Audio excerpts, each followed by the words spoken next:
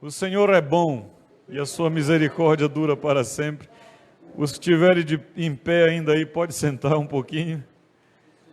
Em o nome do Senhor Jesus. Deus tem falado conosco muitas maravilhas. Deus tem sempre mantido esse lugar, tem honrado esse lugar com a sua palavra, e nós queremos manter, em o nome do Senhor Jesus, um espírito submisso àquilo que o Senhor quer ministrar aos nossos.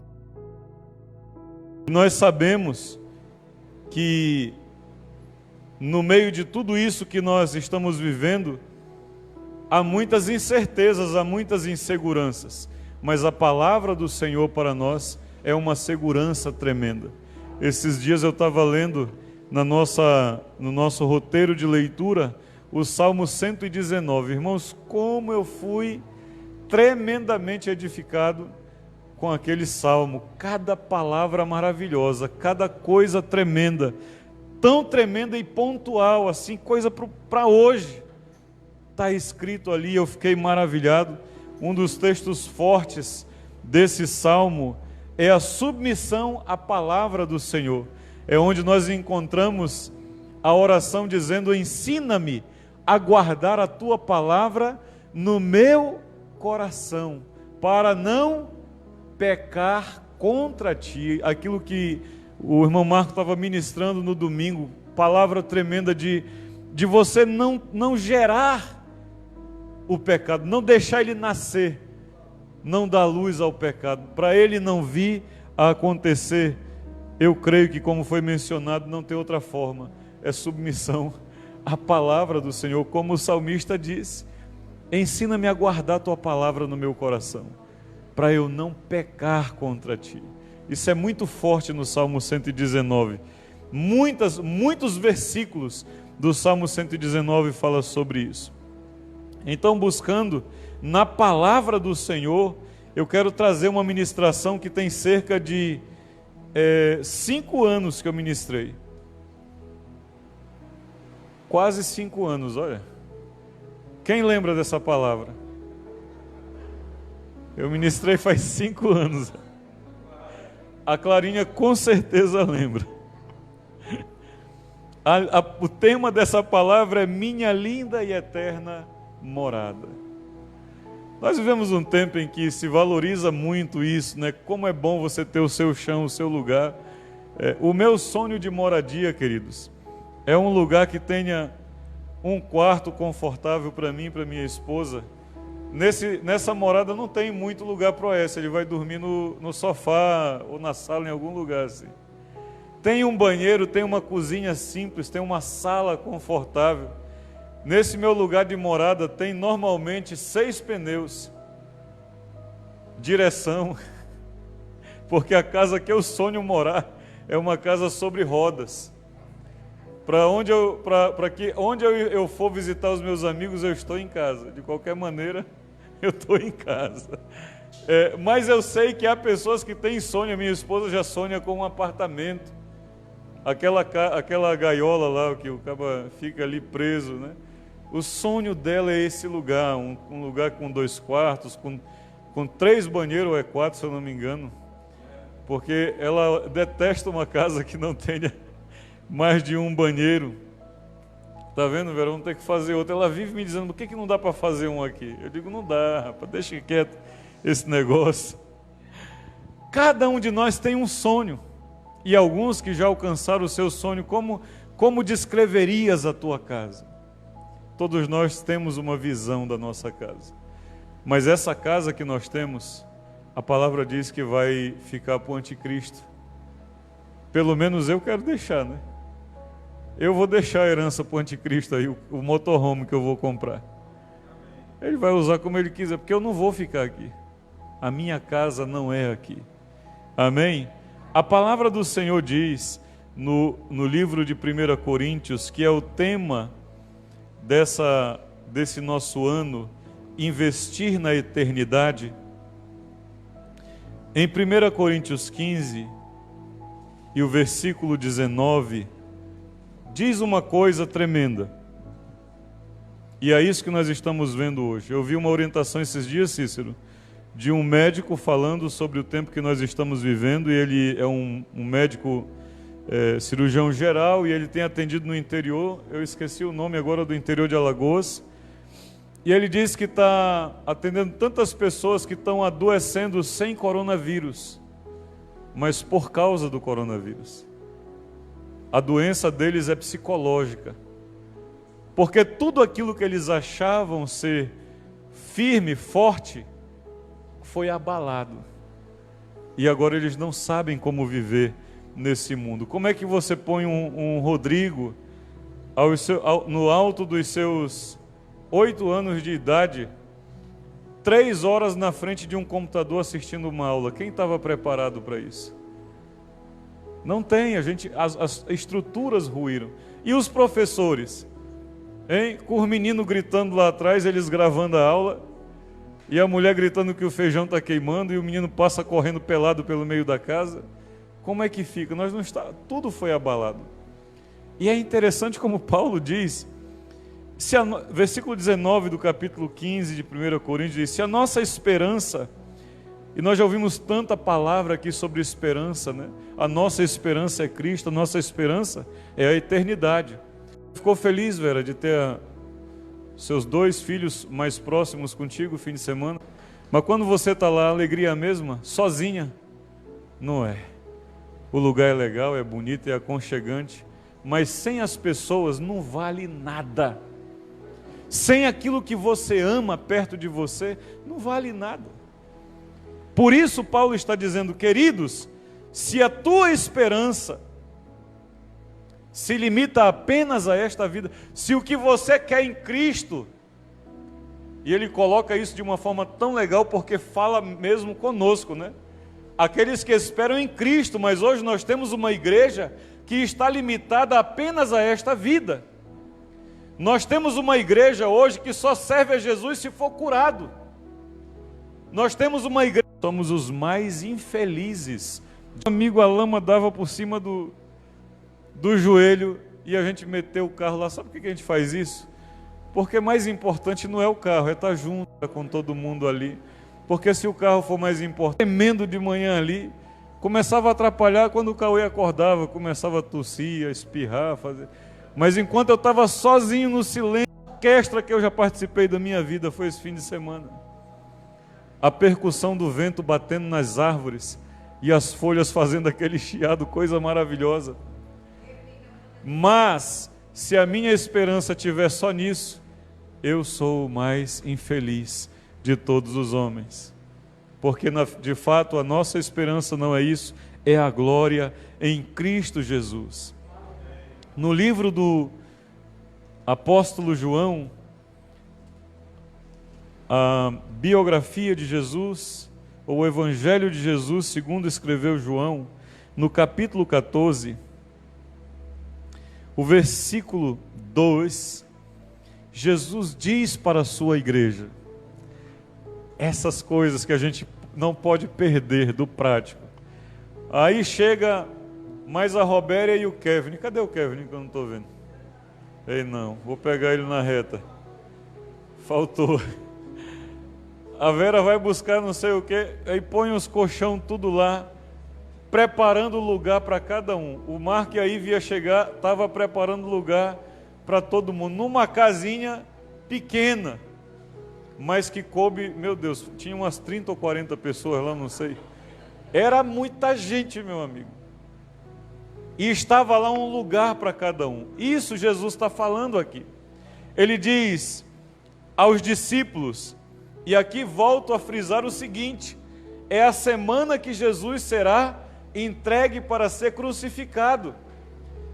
E é nessa semana que ele está dizendo as coisas que mais importam, porque é aquele momento que você vai sair para um tempo distante e precisa deixar as melhores orientações, as mais fundamentais, e Jesus vai dizer assim: na casa de meu Pai há muitas moradas. Na casa de meu Pai há muitas moradas. Se não se assim não fora, eu vos teria dito, pois vou preparar-vos lugar. Jesus, queridos, está aqui nos garantindo, ainda que haja um contexto distinto desse, em que diz que largo é o caminho que leva para a perdição e estreito o caminho que leva para a vida. Esse caminho estreito que leva para a vida não é porque há limite de lugares no reino de Deus. Não, ele diz que lá há muitas moradas. Então, quando nós estamos evangelizando, não, sabe aquela festa que você não precisa se preocupar em levar alguém com você?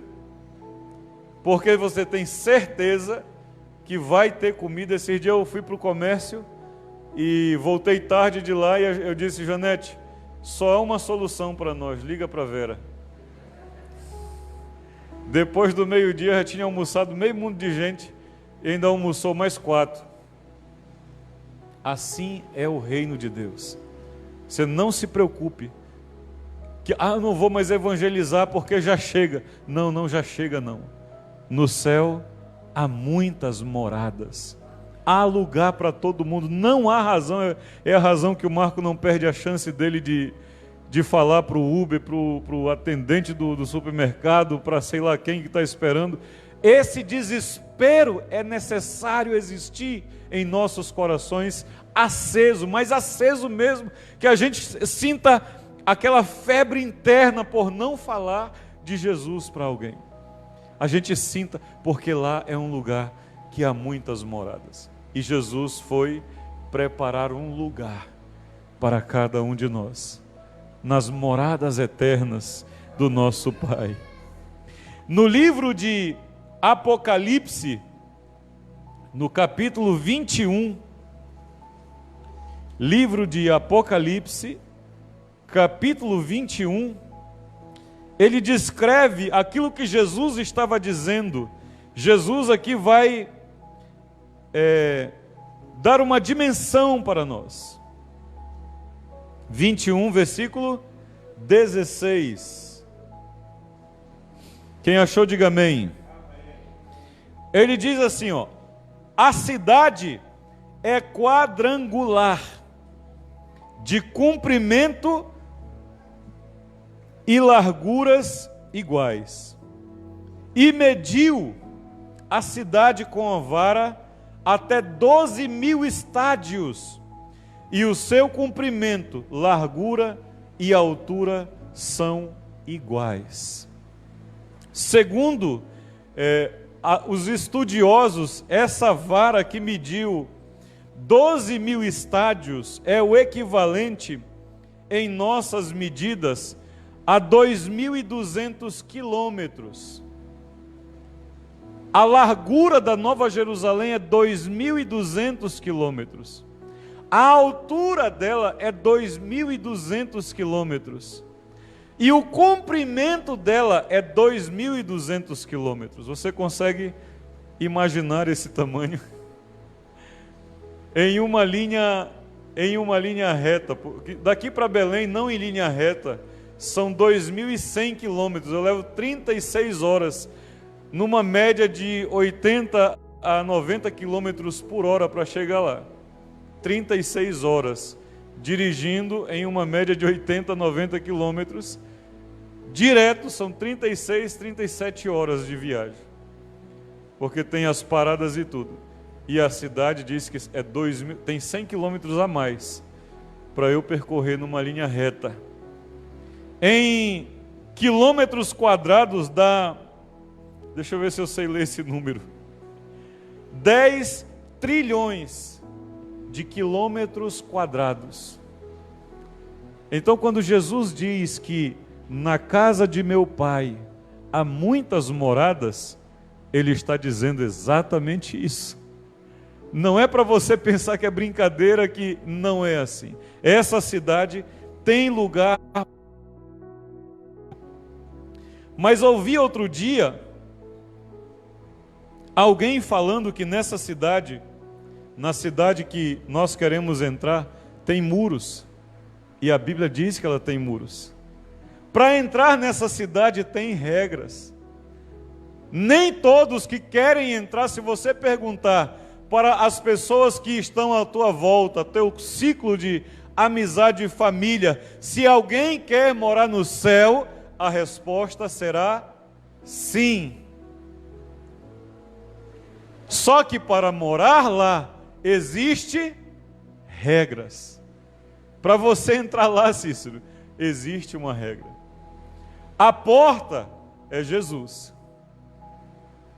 Mas estando lá dentro, eu terei que me adaptar ao conselho da casa.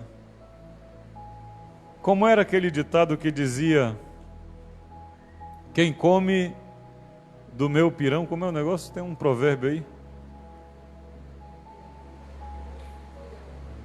Quem come do meu pirão, prova do meu cinturão. Esse é um, mas tem outro que não sei o que da mesa, tem que também... Por quê, querido? Numa casa, numa família, para você conviver bem nessa casa, ainda que sejam filhos, pessoas que você ama, tem regras. Sim ou não? Tem ou não tem? Mesmo numa casa onde há 3 pessoas, eu, Aécio e Janete, tem regras para a gente viver bem ali dentro. E se alguém quiser andar fora delas, não pode estar lá. Só que existe um evangelho hoje, dizendo para as pessoas, e eu não estou dizendo que não é verdade, que Deus é bom. Deus é bom, amém? Mas não é passivo. Não confunda a bondade de Deus com passividade. Regi, para estar com Deus, nós precisamos nos adequar. Nós precisamos nos alinhar a Ele. E a única forma de fazer isso é em Cristo Jesus. Como lá tem regras, nós ouvimos outro dia, e eu vou repetir hoje aqui, ainda no 21, o versículo 27 do capítulo 21 de Apocalipse diz o seguinte: nessa cidade, nunca jamais penetrará coisa alguma condenada, nem o que pratica a abominação e mentira, mas somente os inscritos no livro da vida do Cordeiro. Nós temos uma morada, mas eu comparo, Marco, aos condomínios de hoje. A gente chega nos condomínios para visitar os nossos amigos, entes queridos. Você tem que dizer o seu nome, e alguém vai ligar para saber se o seu nome está escrito lá. Porque se não tiver, meu amigo, você não entra. Sim ou não? Você vai em qualquer lugar, eu chego na casa do Marco, tem que discar um negocinho lá, que vai lá para a casa dele, para dizer que é o Sérgio que está na porta. Aí ele vai e digita outro código que diz que o Sérgio pode entrar. Como que é esse evangelho de hoje? Que não, você, olha, Deus é bonzinho, você pode ir de qualquer maneira, você pode estar de qualquer jeito, porque Deus é amor e o que importa é o amor, e o amor vai aceitar. O amor não é inconsciente, queridos. O amor não é irresponsável. O amor é justiça. E a justiça de Deus é que no céu não entrará coisa condenada. Isso é amor. Só que é a parte da justiça. Por quê? Porque um grupo de pessoas vai crer na palavra e vai viver piamente a palavra, buscando. Eu não estou dizendo que alguém aqui na terra cumpra 100% a palavra, não, queridos. Nós somos pecadores. Mas há um grupo de pessoas que tem sacrificado as suas vidas, que tem padecido aflições por causa do Evangelho, por causa da palavra, porque quer ter o seu nome escrito no livro da vida, para entrar na sua linda e eterna morada. Mas ele não pode ir e chegar lá e entrar se o nome dele não estiver escrito. O seu nome só está escrito lá por causa da obra de Cristo na cruz, que alcançou a minha e a sua vida. Mas essa obra de Cristo na cruz pode ser anulada pelas minhas atitudes e a minha maneira de recebê-la. Eu ouvi hoje um testemunho, um trecho, do testemunho do Adolfo Abrantes, e no final do trecho ele diz: eu tentei permanecer igual, mas eu não consegui. É do Rodolfo Abrantes. Ele diz: no fim, eu tentei continuar sendo um crente usando drogas, mas eu não consegui. Eu tentei continuar sendo um crente mantendo meus vícios, mas eu não consegui. Porque uma vez que você está em Cristo, haverá mudanças na sua vida. Você não pode mudar Jesus, mas se você deixar, Jesus pode mudar a sua vida. Ele pode transformar a sua vida. No livro de ainda Apocalipse, capítulo 3, versículo 5, e o tempo ruge, Eu nem saí da primeira página, irmão. Temos 3 páginas, mas vamos ver aqui em nome de Jesus. Porque a verdade não precisa ser só porque eu vou ler 3 páginas. A verdade é que nós não podemos ter o nosso pensamento, a nossa esperança, a nossa rotina de vida buscando coisas terrenas. As coisas que nós ganhamos aqui, elas têm um propósito, elas têm um fim em Deus. E o que nós estamos fazendo? Fazendo apenas o que nós achamos que é. Não é assim. Busque em Deus qual é o propósito, e Ele vai te mostrar. No capítulo 5 de Apocalipse, capítulo 3, versículo 5, ele diz o seguinte: o vencedor será vestido de vestiduras brancas. E aqui, queridos, o branco, a vestidura branca, é uma alusão à vida de santidade que o vencedor buscou ter. Nós sabemos que branco é pureza, sim ou não? As noivas, quando vão ao altar virgem, elas vão de branco. As mulheres que casam depois de um outro casamento, elas vão de amarelo, de cinza, sei lá o quê, porque elas estão, se elas tiverem respeito pelas coisas, elas não vão de branco, porque elas sabem o que significa o casamento. A cerimônia matrimonial é a maior ministração do encontro de Jesus com a igreja. Então, se uma noiva sabe o que ela está fazendo, ela não vai levar de qualquer forma a sua vida ao altar. Ela vai saber se pôr. Então, as vestiduras brancas é alusivo a uma vida de santidade. Agora eu lhe pergunto, ter uma vida de santidade aqui nessa terra é fácil? É simples? Não é. Nós temos que pagar um preço alto, meu amigo. Pagar um preço alto. Olha, esse dia eu busco assistir aqueles programas com classificação para 12 anos de idade. Mas esse dia eu olhei para o negócio e digo, não, tá bom desse jeito. A cena de relação de homem e mulher numa classificação de 12 anos de idade, eu fiquei assim olhando. Eu já faço isso para não correr o risco. Porque você, quando, como é o texto lá de que você leu? Quando a cobiça, Você começa a cobiçar, você começa a olhar, o pecado começa a ser gerado no seu coração, na sua mente. Quando você menos percebe, você já cometeu. Vida de santidade não é simples, mas ao vencedor será vestido de vestes brancas. E de modo nenhum apagarei o seu nome do livro da vida. Quem vai entrar na Nova Jerusalém? Quem tem o nome escrito no livro da vida. Mas quem tem o nome escrito é aquele que vence. Não é aquele que está perdendo. É aquele que está sendo um vencedor. Amém? Voltemos para o livro de João, o capítulo 14, onde nós estávamos. João capítulo 14.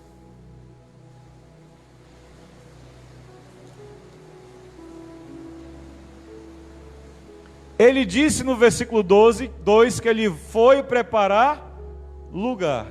Amém?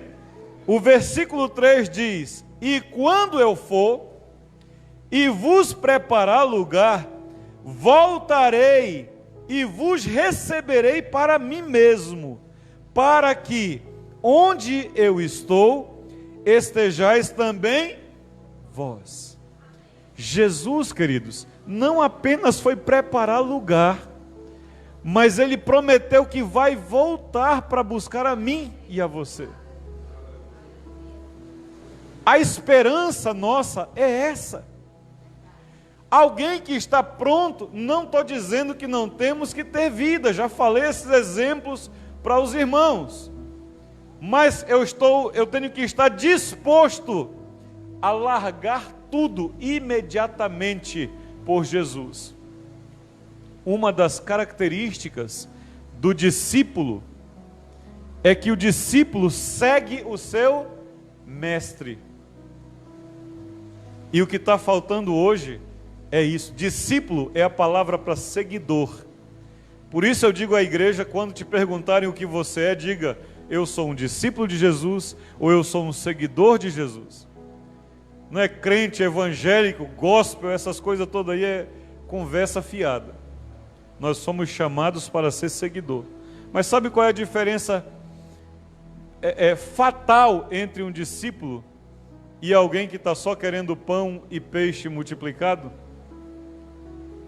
Quando Jesus falou para os discípulos, para a multidão, as coisas do reino, o povo que comia peixe e pão multiplicado vazou, como diz o povo, foi embora. Quando ele olhou para os discípulos e disse: e vocês? Eles disseram: Senhor, para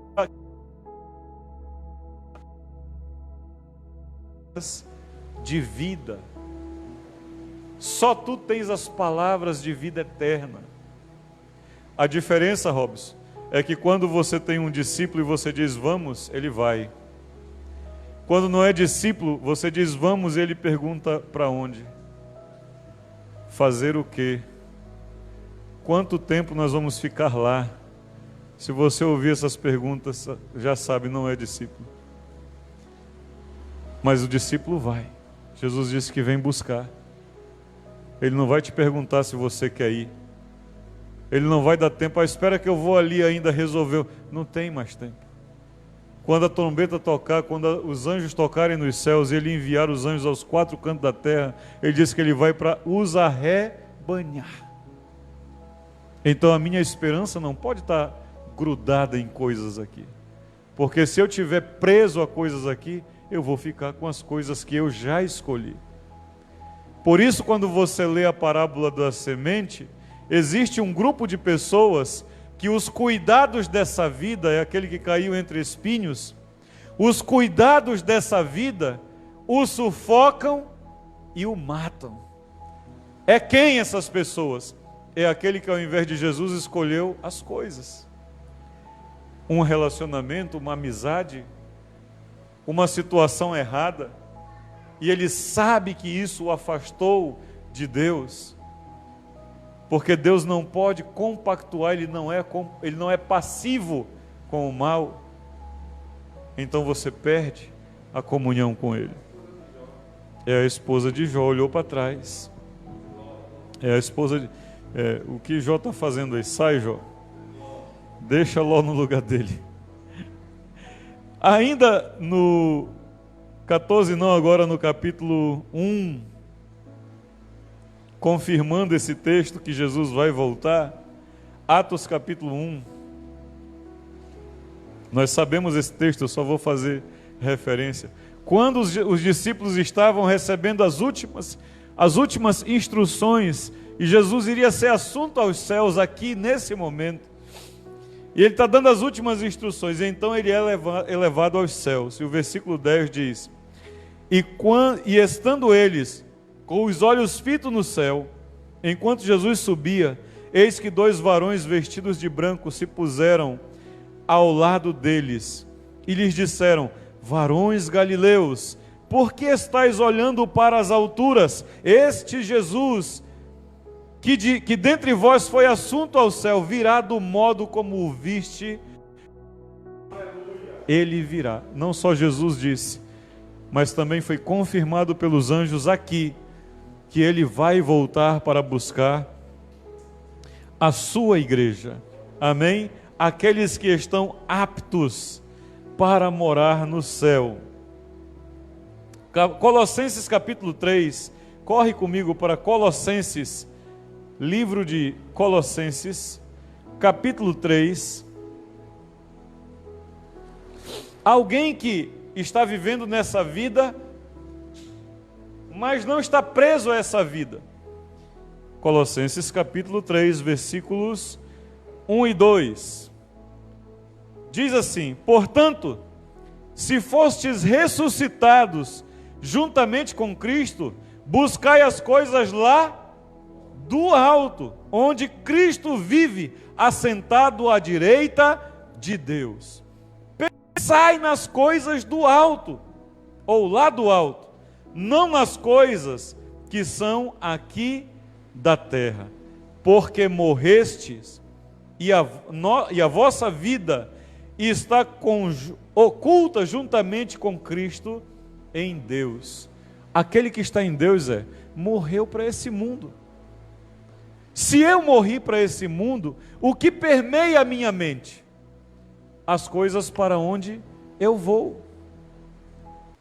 Eu não estou aqui para dizer, ofender, nem acusar ninguém, queridos. Mas nós já estamos há 90 dias ou 100 dias desse isolamento social. Na prática, eu vou lhe dizer, não tem isolamento social. Isso aí é história da caronchinha. Mas que tem muita gente adoecendo, tem. E muita gente deixando de ter a sua vida, de produzir, de fazer por causa de uma pandemia. Tem. Por quê? Por causa de uma coisa muito séria chamada repetição. Alguns que já estudaram a área sabem o poder da repetição. O Marco tem essas experiências aí nos estudos que ele faz. E porque a pessoa está ouvindo uma coisa várias vezes, isso vai tomando conta da vida dela. Uma experiência feita em algum lugar, não sei se foi Japão ou China, com copos de arroz, acho que foi você que mencionou isso. As pessoas falando para 3 copos de arroz, palavras diferentes, uma elogio, outra não falava nada e outra xingava. Aqui eu recebi elogio, ficou por 30 dias recebendo a mesma informação, ficou branco, normal. Aqui não ouvia nada, não aconteceu, ficou um pouco escura. Aqui ouvia ofensas, insultos, ficou negro, preto, criou mofo no copo de arroz. A pessoa amanhece o dia, ouvindo falar de doença. Passa o dia inteiro falando de doença. Ela está numa fila, num banco, alguém está falando de doença, e fila de banco é interessante, né? Parece que é disputa de quem está mais doente, qual é a pior doença que tem. Né? O cara diz, olha, eu estou com uma curuba aqui, e o outro diz, mas a tua sangra? Porque ele tem uma pior do que a do outro. A pessoa vai fazer o quê, queridos, no fim de uma história dessa? Vai adoecer. Porque é só o que ela ouve. Paulo está dizendo aos Colossenses, vocês estão aqui vivendo um tempo que não é o nosso. Vivendo dias que não são os dias planejados para nós. A nossa esperança é Cristo. Então pense nas coisas lá do alto. Jesus ensinou a oração do Pai Nosso, dizendo, Pai Nosso que estás nos céus, santificado seja o teu nome, venha a nós o teu reino, seja feita a tua vontade aqui na terra como é no céu. Você acha que no céu tem doença? Tem doença no céu? O que Jesus está dizendo para nós? Invoca o céu para onde você está. No céu tem fome? Não, invoca o céu para onde você está. Amém? Tem medo no céu? Não, então invoca o céu para onde você está. É isso que ele estava nos ensinando. Põe a tua mente, os teus pensamentos nas coisas de Deus. Eu vejo agora uma série de pessoas que têm pelo menos o mínimo de maturidade, dizendo, me arrependo de ter feito o que fiz. Como eu me arrependo de ter agido como eu agi. Já ouvi isso de algumas pessoas. Até estão aborrecidas agora, por ter sido feitas de marionete, de bonecos. nas mãos de governadores de outros políticos que só pensam em dinheiro, que só pensam em fazer o que não presta para meter nos seus bolsos. Mas se você tem a tua mente nas coisas que são do alto, você não vai ser levado por qualquer onda, por qualquer vento. Não estou dizendo não quero ofender, queridos, minha família também está assim. Tenho parente, meu sogro, pais, irmãos, tudo está do mesmo jeito. Ligam para mim desesperado, você foi para onde, rapaz? Para Santana de Mundaú. Mas vocês usaram máscara? É capaz, como diz o... É capaz. No lugar daquele, o cara de máscara, vão me chamar de doido. Mateus capítulo 8, versículo 6. Eu já fiz a referência dele. Nós não vamos para aí. Salta esse aí. Salta o Mateus, vamos para Apocalipse.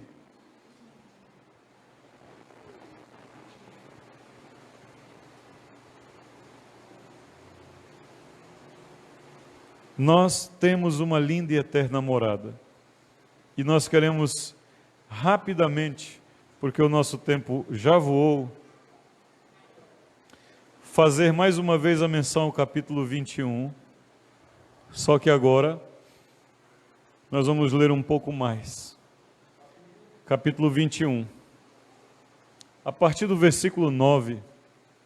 Da mesma forma, Vera, que nós temos uma visão da nossa casa aqui, quando nós lemos Apocalipse capítulo 21, versículo 9 em diante, é a visão da nossa casa celeste. É assim que nós estaremos e seremos recebidos por Jesus. Versículo 9. Então veio um dos 7 anjos, que tem as 7 taças cheias dos últimos flagelos, e falou comigo dizendo: vem, mostrar-te-ei a noiva, a esposa do Cordeiro.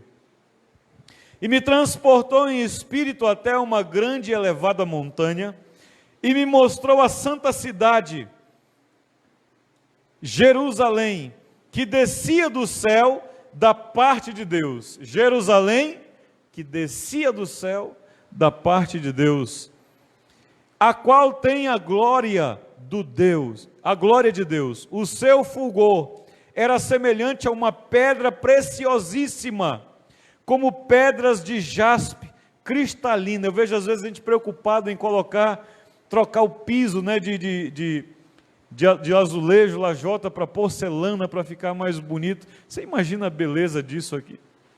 Pedra preciosa, brilhava como pedra de jaspe cristalina. Tinha grandes e altas muralhas. Mais uma vez, o céu tem muros. Não é para todo mundo não, queridos. Não pensa que todo mundo vai lá.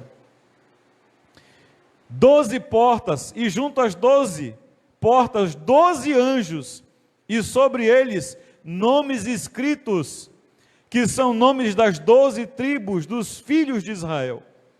3 portas se achavam a leste, 3 a norte, 3 a sul e 3 a oeste. A muralha da cidade tinha 12 fundamentos, e estava sobre estes os 12 nomes dos apóstolos do Cordeiro. Aquele que falava comigo tinha por medida uma vara de ouro para medir a cidade, as suas portas e as suas muralhas. E a sua muralha. A cidade é quadrangular, de comprimento e largura iguais, e mediu a cidade, e com a vara até 12.000 estádios, o seu comprimento e largura são iguais, nós já falamos sobre isso. Mediu também as muralhas 144 metros, 4 côvados, medida de homem, isto é, medida de homem, isto é, de anjo. A estrutura da muralha é de jaspe. Jaspe é pedra preciosa, queridos, usado para fazer hoje bijuterias, para muitas das mulheres vai. Também a cidade é de ouro puro, semelhante a vidro límpido. A cidade é de ouro. Quando você vai e pinta a casinha de amarelo, é porque queria que fosse ouro, né, Vera? É? Imagina que a cidade que nós vamos morar é de ouro. Os fundamentos da muralha da cidade estão adornados de toda espécie de pedras preciosas. Você coloca brita, né? Só que os fundamentos da Nova Jerusalém é de pedras preciosas. O primeiro fundamento é de jaspe, o segundo de safira, o terceiro de calcedônia, o quarto de esmeralda, o quinto de sardônio, o sexto de sárdio, o sétimo de crisólito, o oitavo de berilo, o nono de topázio, o décimo de crisópraso, o undécimo, ou décimo primeiro, de jacinto, o 12º de ametista. As 12 portas são 12 pérolas, e cada uma dessas portas de uma só pérola. A praça da cidade é de ouro puro, com vidros transparentes. Imagina Guga e Rodrigo e Clarinha, vocês andando de bicicleta numa praça de ouro. É essa praça que está esperando vocês na Nova Jerusalém. Nela não vi santuário, porque o seu santuário é o Senhor. Vai acabar. Toda a pompa dos homens aqui na terra vai acabar, Mar. Para lhe darem claridade, voltando 22, nela não vi santuário, porque o santuário é o Senhor, o Deus Todo-Poderoso e o Cordeiro. A cidade não precisa nem de sol, nem de lua, para lhe darem claridade, pois a glória de Deus a iluminou, e o Cordeiro é a sua lâmpada. As nações andarão mediante a sua luz, e os reis da terra lhe trazem a sua glória. As suas portas nunca, jamais se fecharão de dia, porque nela não haverá noite. E lhe trarão a glória e a honra das nações. Nela nunca jamais entrará mal algum. E é o texto que nós já lemos que fala que só vão entrar aqueles que têm o nome escrito no livro da vida. Em resumo, queridos, essa deve ser esse deve ser o nosso foco. Essa deve ser a nossa busca de todo dia. Não pelas coisas que estão aqui. Não estou dizendo que você tem que desprezar as coisas daqui, mas que o seu dia, o seu tempo seja meditando naquilo que realmente importa, na nossa vida com Jesus. Não vale a pena nada nessa vida, se não estiver ligado a Jesus. E o apóstolo Paulo, como bom conselheiro que foi, falou a mim, religioso: Sérgio, que o teu desejo em Jesus, que a tua vontade em Jesus, não seja só as coisas desse mundo, porque se for assim, você será infeliz, e a infelicidade para mim será eterna, porque eu vou, além de perder as coisas boas daqui, eu vou perder a minha eternidade. Eu vou perder minha eternidade. No livro ainda de Apocalipse, no capítulo 2, essa é a nossa escatologia.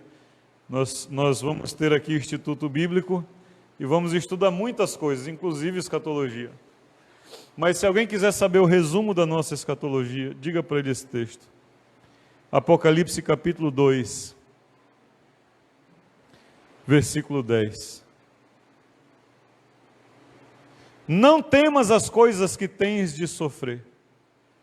Eis que o diabo está preparado, está para lançar em prisão alguns dentre vós, para ser dispostos à prova, e tereis tribulações de 10 dias. Sê fiel até a morte, e dar-te-ei a coroa da vida. Seja fiel até a morte, e você vai receber a coroa da vida.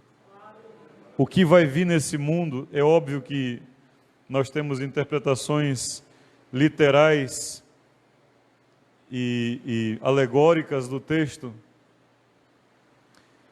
mas eu quero dizer que essa verdade aplica-se até hoje. Talvez nós não estamos sendo lançados em prisões, cadeias, mas talvez você está numa prisão de um relacionamento, talvez você está numa prisão de um vício. Vai vir, Satanás vai vir prender pessoas. Uma situação que foi criada, e você não sabe como sair dela. Mas uma coisa será muito claro, e está muito claro: ser fiel até a morte, e você vai receber a coroa da vida. Porque a nossa casa, a nossa morada, não é aqui. Aquilo que mais deve permear o nosso coração, o que mais devemos desejar, não está aqui, irmã Lidiane, está lá na glória. Eu aprendi esses dias, eu aprendi com uma criança muito sábia, uma criança de 5 anos de idade. Ela estava conversando com a mãe e disse, como é que chama ela? Bia, né? Ana Beatriz. Se você estiver disposto a ouvir Deus, Ele fala com você. E nós estávamos saindo não sei de onde, e ela veio com essa. Lá daquela irmã do Cruzeiro do Sul. E ela disse, mãe, quando nós viemos de Belém para Dois Riachos, eu fiquei com saudade de Belém. E quando eu vim de Dois Riachos para Maceió, eu fiquei com saudade de Dois Riachos.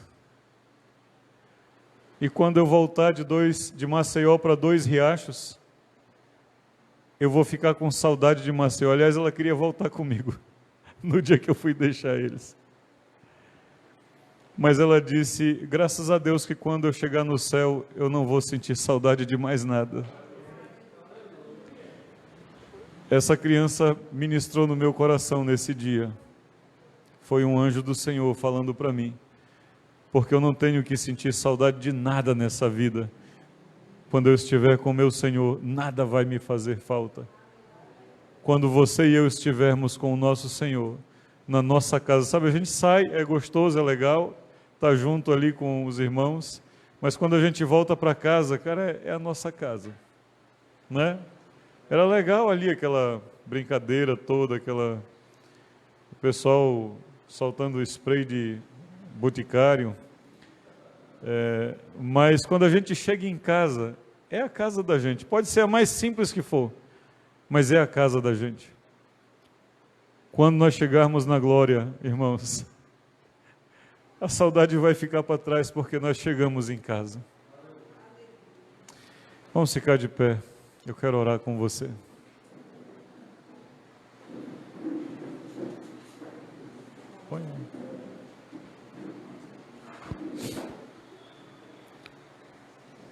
Pai, como não nos rendermos à Tua palavra, Senhor? Os textos que o Senhor tem ministrado ao meu coração é tão tremendo, Senhor. E eu sei que hoje, Pai, há uma igreja que talvez está andando como quem não tem pastor. Uma igreja que tem se dissipado, tem se desesperado em meio ao que tem vivido e tem soltado a mão daquilo que mais importa. Senhor, eu quero pedir pela minha vida, pela minha casa, minha família. Eu quero pedir pela família dos meus irmãos que estão aqui nessa noite. Que a obra do Espírito Santo em nós seja tão forte, tão tremenda, Pai, que nós sintamos dentro de nós, arder em nosso coração o desejo de Te buscar, o desejo de estarmos na Tua presença, o desejo de nos voltarmos para o Senhor, de tirarmos os olhos e de darmos importância demais às coisas dessa vida e nos colocarmos, ó Deus, voltados para Ti. Pai, em nome do Senhor Jesus, eu clamo desesperadamente porque eu vejo em minha volta, Pai, que os homens estão correndo para o abismo, ó Deus, se afastando de Ti desesperadamente. Mas nessa noite, nós queremos recobrar o ânimo, nós queremos recobrar a memória, Pai, e trazer para nós os nossos pensamentos ao céu, os nossos pensamentos ao trono da Tua glória. Que o Senhor venha nos converter, Pai, a Ti, e venha fazer de nós um instrumento em Tuas mãos, para levar outros, famílias, amigos, irmãos, ao Senhor, para estar aos Teus pés. Em o nome de Jesus. Amém e amém.